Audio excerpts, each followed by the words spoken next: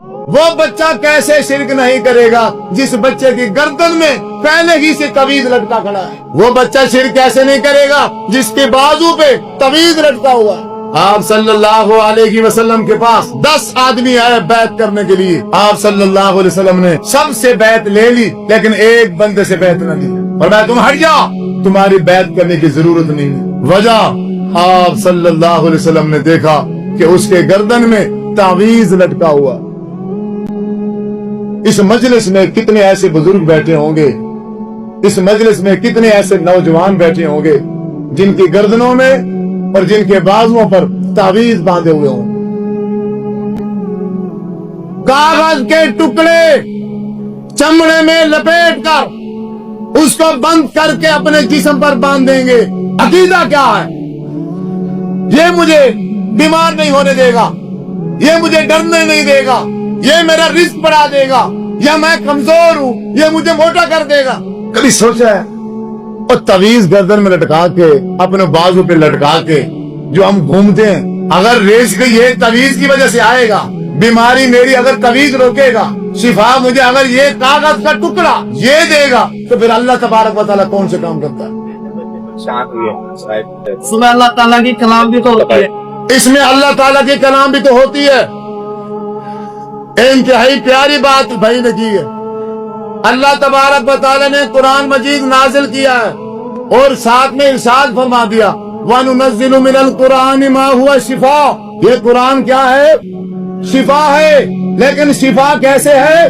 آپ اس کو پڑھو، آپ اس کو سمجھو، جب آپ اس کو پڑھو گے، اس کو سمجھو گے، آپ کے اندر کی اصلاح بھی ہو جائے گی، آپ کے باہر کی اصلاح بھی ہو جائے گی۔ باقی رہا یہی صورتیں، میں کہتا ہوں قرآن مجید کی آیتیں لے لو، قرآن مجید کی کچھ چند آیات ایک کاغذ پہ لکھ کر اس کو بند کر کے اپنی گردن میں لٹکا لینا، یہ کس نے سکھایا ہے؟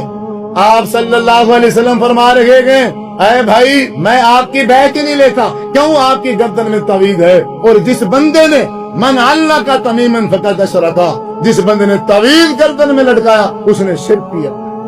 میرے نبی مشرک کہہ رہے ہیں یہ شرکیہ کا، اور اللہ کے کلام کی توہین گردن میں لٹکا کے واش روم جا رہے اور اسے اتار کے باہر ہی نہیں رکھتا۔ اتنا حدم ہی نہیں ہے دل کے اندر۔ ویسے قرآن کو ہم چومتے ہیں، ویسے قرآن کو ہم سینے سے لگاتے ہیں، اور حالت یہ ہے اسی قرآن کو واش روم پہ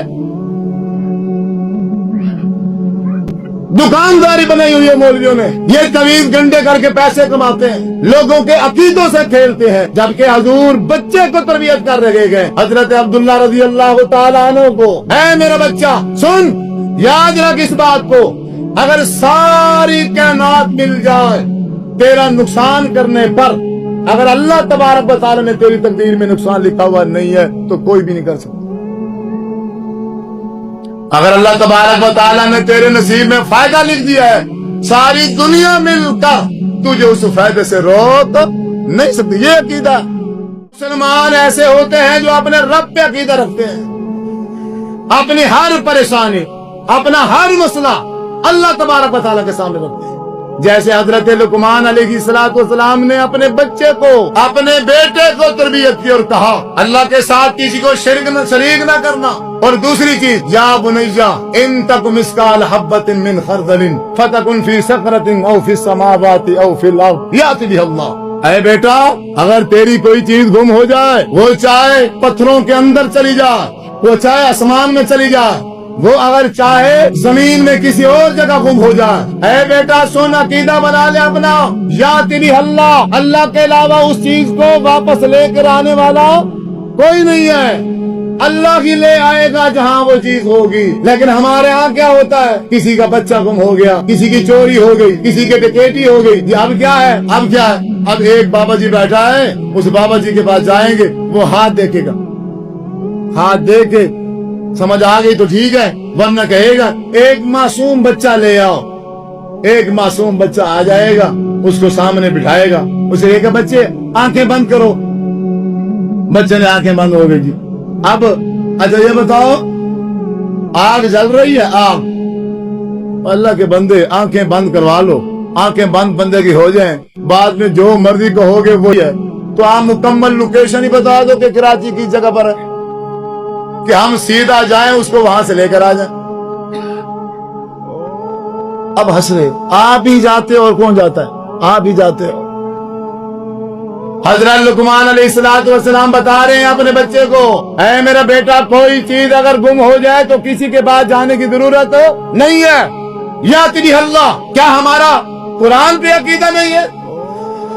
یا تیری اللہ، اللہ اس کو لے آئے گا، اللہ کے علاوہ کوئی اس کو نہیں لا سکتا۔